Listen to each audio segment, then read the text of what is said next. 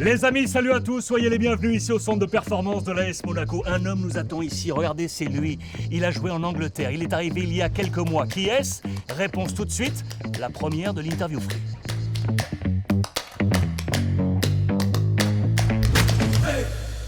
Les amis, la petite photo que je vous montrais, c'est donc monsieur Philippe Clément, le coach de l'AS Monaco qui nous fait le plaisir de nous accueillir à la maison. Philippe, merci infiniment. La photo que je viens de montrer à l'instant, il y avait des cheveux, il y avait un maillot bleu, et c'était outre-Manche, du côté de Coventry.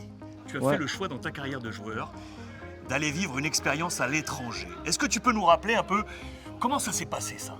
Le début, c'était vraiment bien, la préparation, mais une semaine devant le début du championnat, j'ai reçu un grand coup ici et c'était tout cassé. C'est une cicatrice que tu as encore? Ouais, c'est un petit peu, oui. Après, j'étais blessé pendant 3 mois. C'était pas le début idéal. Qu'est-ce qui a fait que tu as choisi comme ça de t'expatrier? L'ambition, c'est comme maintenant, hein, c'est la même chose. Quand tu as fait des bonnes choses en Belgique, tu veux faire aussi des bonnes choses dans des autres pays. On est alors en 1998. Ouais, pour les Français, c'est quelque chose qui marque beaucoup parce que c'est la Coupe du Monde. C'est là où où Georges Likens vient te chercher, 98, pour jouer à ce moment-là avec les Diables. Il y a eu un avant et un après 98. J'étais pas professionnel parce que j'ai fait la combinaison avec mes études. Oui, des études de quoi? Ingénieur industriel à ce moment. Ouais. Mais à cause que je suis sélectionné avec l'équipe nationale, j'ai quitté l'école à ce moment. Si tu n'avais pas eu l'appel de Georges Likens, tu aurais continué tes études, d'après toi? Normalement, oui, c'était encore une année, je devais passer pour avoir ce diplôme. C'était une chose très importante pour mes parents. C'était toujours d'abord diplôme, après tu peux jouer. Je reviens sur cette année 98 et cette Coupe du Monde. Match d'ouverture de la Belgique, tu es titulaire.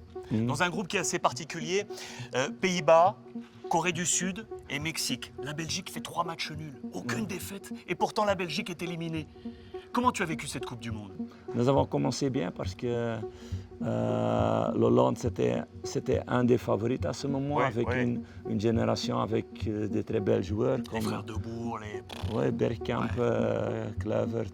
Nous avons joué un match très organisé. Et le deuxième match contre la Mexique, c'était spécial parce que nous avons marqué 2 buts, c'était 2-0. Et après un carton rouge, le match a tout changé et c'était 2-2 et ça a fait mal à l'équipe.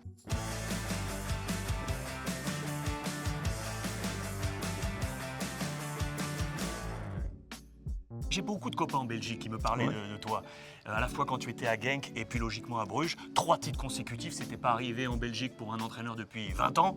Tout le monde, tous les Belges me disaient, il sera l'équivalent de ce qu'était Ferguson à Manchester. C'est-à-dire le grand bonhomme du football d'un club. Et puis finalement, Monaco est arrivé et on dit oui. Pourquoi on dit oui? Après, les paroles avec Paul Mitchell, avec Oleg aussi, ils me connaissaient vraiment bien. De toute façon, comme entraîneur, comme homme, je pense que c'est une très bonne occasion. C'est pas facile de quitter ta deuxième famille, comme à Bruges. Mais il n'y a aussi pas beaucoup des entraîneurs belges qui ont des chances comme ça. Et pour ça, je l'ai fait. Il n'y a pas beaucoup de coachs belges sur la planète football. En France, il faut remonter à Raymond Goethals, avec l'épopée de l'Olympique de Marseille, plus Eric Gerets avec Marseille. Qu'est-ce qui fait, alors qu'au classement FIFA, la Belgique est très très haut? Qu'est-ce qui fait aujourd'hui que le coach belge n'a pas la cote? Il y a 2 choses. D'abord, grande chose, il n'y a pas de grands directeurs sportifs belges. Ça fait une grande différence. Parce que c'est normal, les Espagnols, les Portugais, les Français, les Hollandais, ils sont partout en Europe comme directeurs sportifs. C'est normal, ils regardent pour entraîneurs dans des personnes qu'ils connaissent. Oui, bien sûr. C'est normal, ce sont des relations. Je pense que ça peut changer maintenant avec des bons joueurs qui ont joué dans des grands championnats aussi, comme Vincent Kompany. Parce qu'à À cause de ça, il n'a pas besoin d'une relation avec quelqu'un. Il a déjà une réputation. Maintenant, aussi Thomas Vermaelen, qui est avec l'équipe nationale comme assistant. Je pense qu'avec cette génération, ils peuvent être plus des entraîneurs belges dans les plus grands championnats. Est-ce que tu t'es posé la question, tu es dans un championnat, la Pro League, où le club de Bruges avait une domination outrancière. Est-ce que tu t'es dit, en allant défier un autre championnat, je me mets en position de risque? C'est toujours le cas quand tu changes, mais pour moi, le plus grand risque, c'était de retourner à Bruges. Ah, Parce qu'à Bruges, j'étais joueur pendant 10 années. J'étais entraîneur des espoirs, assistant pendant 6 années. J'ai quitté Bruges pour devenir entraîneur principal à Waasland Beveren, à Genk. On a gagné le championnat avec Genk. Et à ce moment, retourner à Bruges, c'était plus risquant parce que j'avais tout ça à perdre. tu évoquais ce passage et cette montée en puissance à Bruges, depuis les espoirs. Tu étais l'adjoint de Michel Prudhomme, qui est un énorme nom du football belge. Pour les plus jeunes qui nous regardent, un gardien fantastique. Et lui-même, il t'avait adoubé. Tout d'un coup, il a dit, c'est ton moment, tu peux être numéro 1. J'ai pu lire qu'à ce moment-là, les dirigeants de Bruges se sont dit, non, pas encore. Est-ce que c'était vraiment le cas? Et est-ce que cette porte qui s'est refermée t'a fait te dire, il faut que je m'en aille, il faut que j'aille grandir ailleurs? Oui, certainement. Nous avons parlé les mois en avant avec les dirigeants de ça. J'étais un des candidats. Bruges n'était pas champion. Et après, ils ont dit, nous ne voulons pas commencer avec toi parce que ça donne trop de pression de commencer avec un entraîneur sans expérience.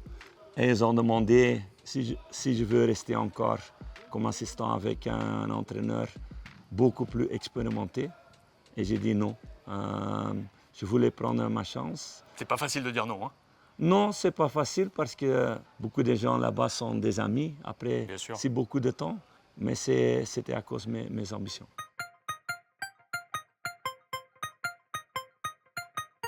J'ai avec moi dans ma poche un jeu de cartes.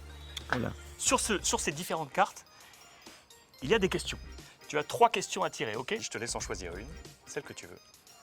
Autre job. Si tu n'avais pas été footeux, Ouais. qu'est-ce que tu aurais fait?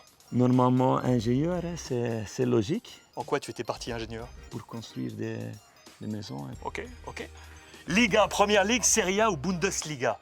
Quel est le championnat aujourd'hui qui porte ton regard particulier en Europe? Honnêtement, rien des autres.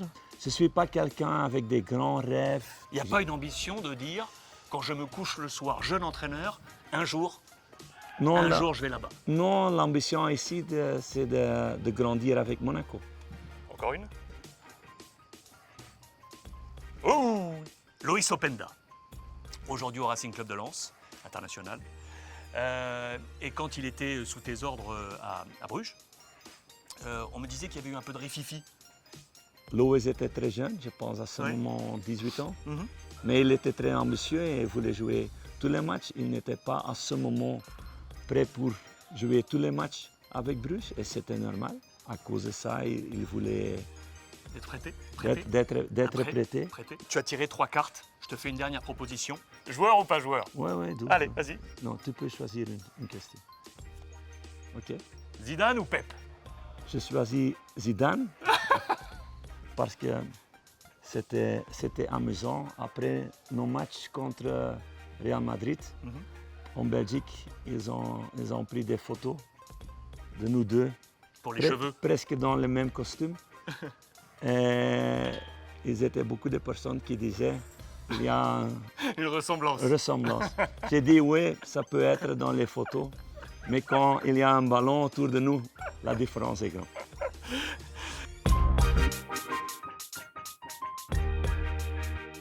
Quels sont les coachs qui peuvent t'inspirer? Il y a quelque chose qui est très fort chez toi. On parle d'un coach un peu à la Ancelotti, qui est très dans la liaison entre tous les membres, je dis bien tous les membres d'un groupe, à la fois les joueurs, les membres du staff, les gens qui travaillent autour. En Belgique, on parle souvent de people manager. Comment tu te caractérises? On gagne ensemble, on perd ensemble. Collectif. Oui, Tu es un homme de collectif. oui. Et pour moi, c'est important de faire des choses avec tous les gens. Ici, c'était la même chose dans les autres clubs. J'aime créer une ambiance d'une famille. Donc tu as installé... Parce que je pense, quand tu es dans une famille, quand tout le monde sent bien, quand tout le monde sent qu'ils ont une importance dans l'histoire, tout le monde est plus content de venir. Et tes joueurs là aujourd'hui dans ton groupe, tu leur as mis le panier de basket, tu leur as mis le baby-foot, la table de ping-pong. Oui, mais sans les petits détails. Le plus important, ça reste de parler chaque jour avec tes joueurs. En off, tout à l'heure, tu me disais que tu avais par exemple parlé avec celui qui est aujourd'hui un papa dans ce groupe, Wissam Ben Yedder, c'est un trentenaire, on se dit qu'il est déjà accompli. Eh bien non, tu parles avec lui parce que tu penses qu'il y a encore un champ à aller chercher. Oui, il a fait les derniers mois, physiquement, il a vraiment fait une grande étape.